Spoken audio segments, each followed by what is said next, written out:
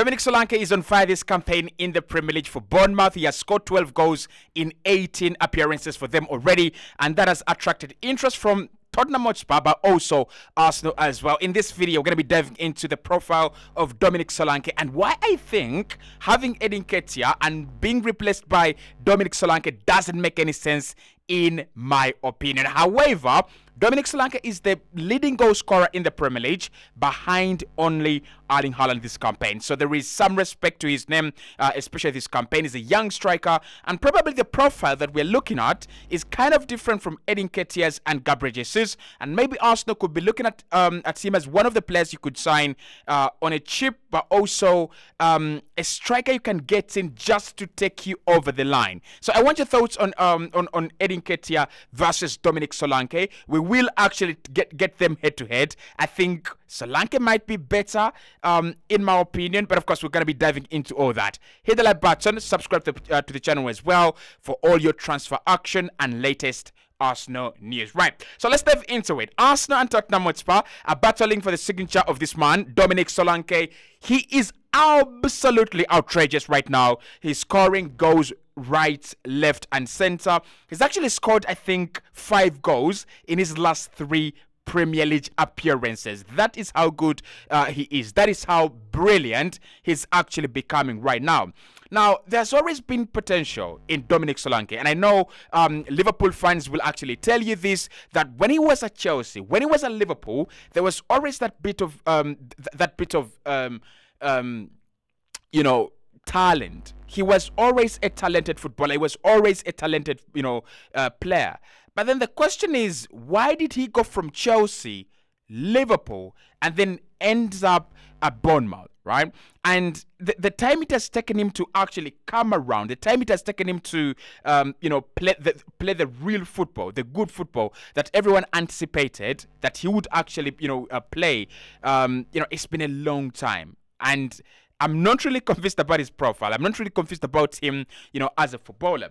But these are the questions I put forward, and these are the talking points. One, is he actually better than Nketiah? So what we've seen with Nketiah is that he's scored a hat-trick this season. He's scored 2 other goals, and he has completely become very, very silent. And that's the problem I have with Eddie. That's the problem I have with him. He's always inconsistent. He's been very inconsistent as a striker.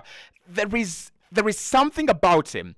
If I took Nketiah to Brighton, Brentford, Crystal Palace, I don't think Crystal Palace really create a lot of chances, but Brentford, Brighton, clubs that create a lot of chances, I think Eddie would score around 12 to 17 goals every single campaign for like 3 consecutive campaigns. I really believe so. But the pressure of top 4, the pressure of playing for an elite club, an elite side, I don't think Nketiah really was built for that pressure. I don't think he's that kind of player. I don't think he's that kind of guy that will go, well, I can play, I can represent Arsenal in 10 games, and in those 10 games, if Arsenal are on top of the table, I can guarantee that I will score goals and Arsenal will stay on top. So you look at the games he has played in this season, he's played massively well against a Sheffield side that, you know what I'm talking about. Not very good, but he's actually done very well. Scored a hat-trick in that game. I think he brought about a penalty against Crystal Palace, and that is literally it. His season is over. So he's a very inconsistent player, and that's one of the things I don't like about Eddie.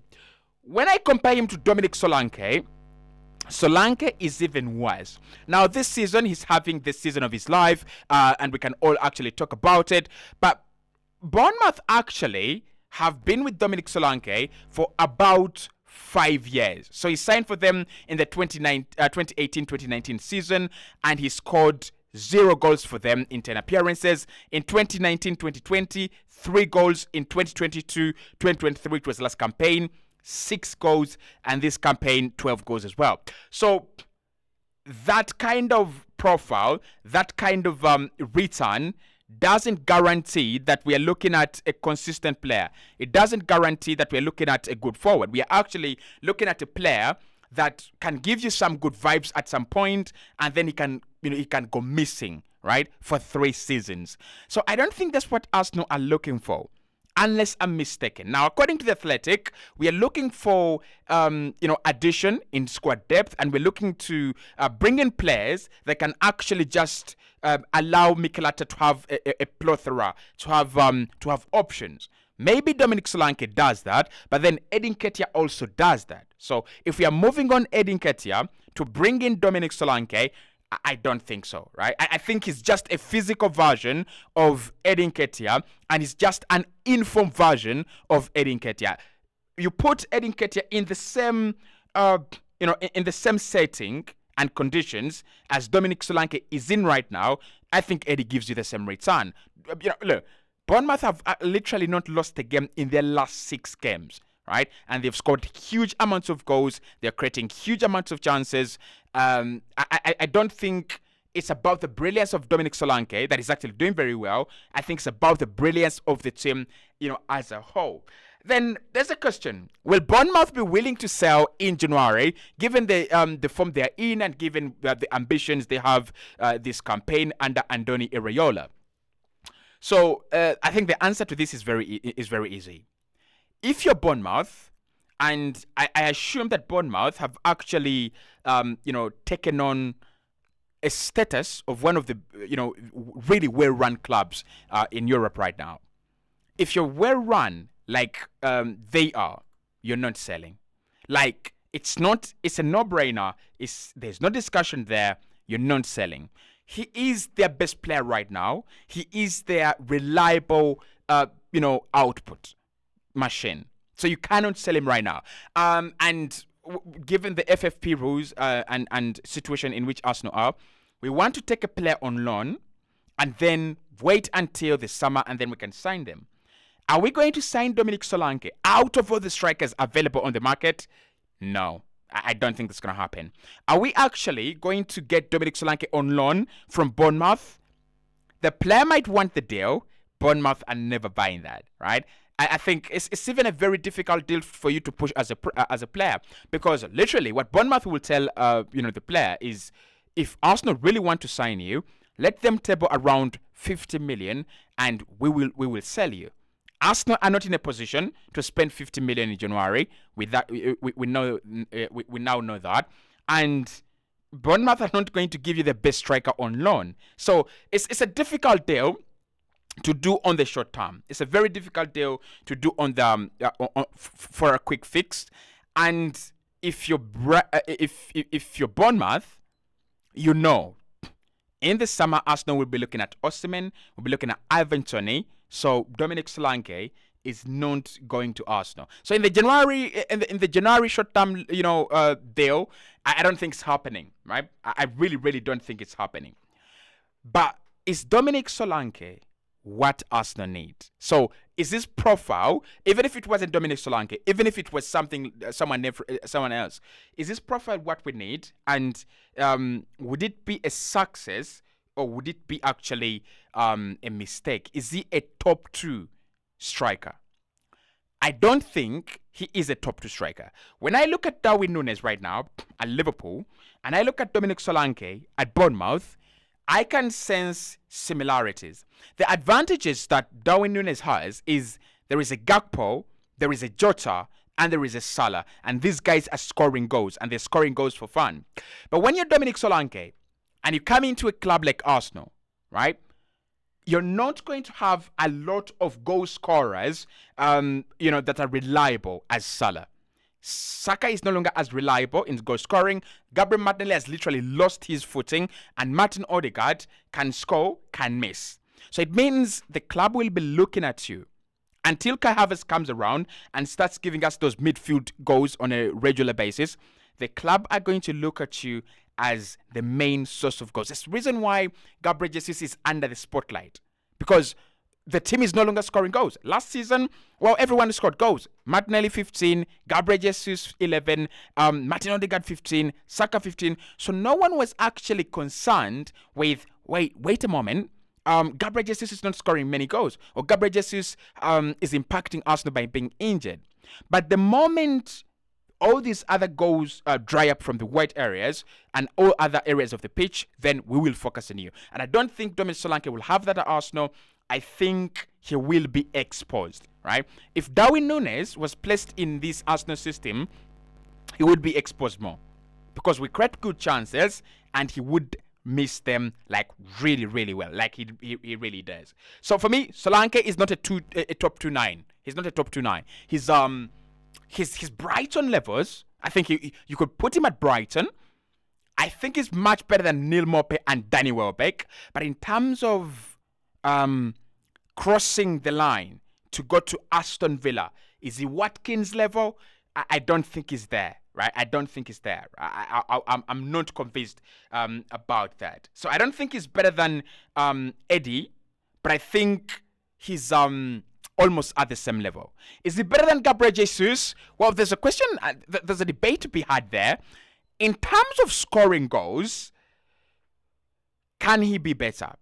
The history doesn't actually back him. History shows that he's been very inconsistent. But then you've also got to factor into the fact that he's been playing for Bournemouth in the Championship and the Premier League, and Gabriel Jesus on the other side has been playing for clubs like Arsenal and Manchester City. So he's going to score more goals and he will get more goal scoring opportunities. So I think with Dominic Solanke, he's not an upgrade on Gabriel Jesus. He's not an upgrade on Eddie Nketiah. He's just a guy you bring in almost intermediate, right? In between. And that's why I don't fancy him. That's why I think, does he beat Real Madrid and knock them out? No. Does he knock out PSG? He could be your Origi. I don't know. He could be your Origi because Nketiah cannot be your Origi. Nketiah is not clutch. He doesn't score important goals at Nketiah. I don't think he does. Jesus, very good in the Champions League, but also Jesus is not a player that scores you a late 90 winner. He's not that kind of guy, right? He will miss it. He's not clinical in front of goal. So is Dominic Solanke better than them in scoring 90-minute goals and being clutch and being better at finishing off his chances? Well, maybe that is the area he excels in that Arsenal maybe might be looking at. Okay, is he a one-season wonder? Is he just having one good season and it's not gonna come back?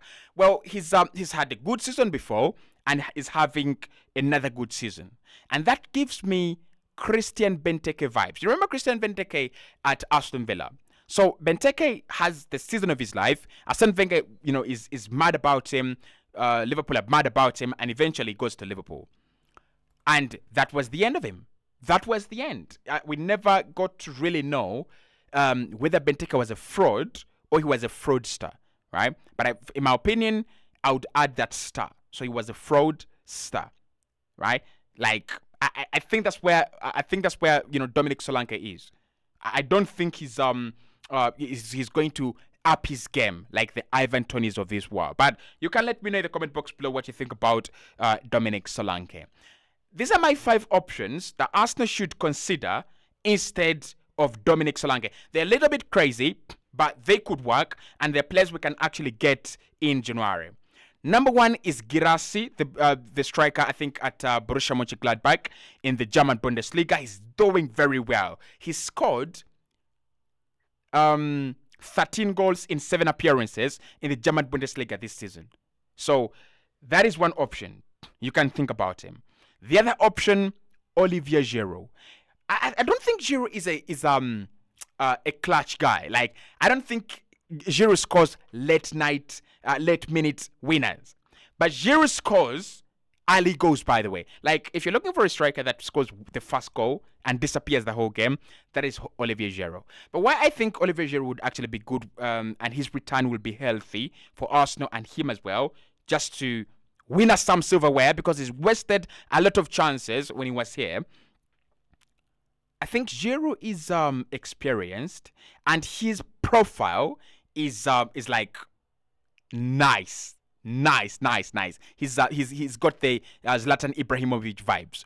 Tall, scores a lot of headers, and he is a fox in the box. But also in terms of hold-up play and those 1-2s up front, he can actually do a very, very good job. So Giroud from AC Milan, actually consider. Now, I did put up front Dominic Calvert-Lewin, and someone said I'm a joke, but Dominic Calvert-Lewin, for me, if you feed him, he will score goals. Yeah, if you feed him, he will score goals. So I would definitely go with a Dominic Calvert-Lewin, and I think he will be available in January. He will be available. There's no question about that. We could go to Chelsea. I don't think Chelsea are going to madly do this, but we could go to Chelsea and ask about Armando Broja. Yeah, Armando Broja is another player Arsenal can think about. Difficult deal to do, but we can actually get it done, right? We can actually get it done. I think it would be a nice deal. Yeah, it would be a nice deal. Yeah, those are the four that I would really think about. I'm like, if Arsenal really wanted a striker on loan, right, just to avoid FFP, those are some of the names. Hit the like button, subscribe. Let me know in the comment box below. Solanke, what are your thoughts? And yeah, enjoy the content because it's going to be coming thick and fast your way.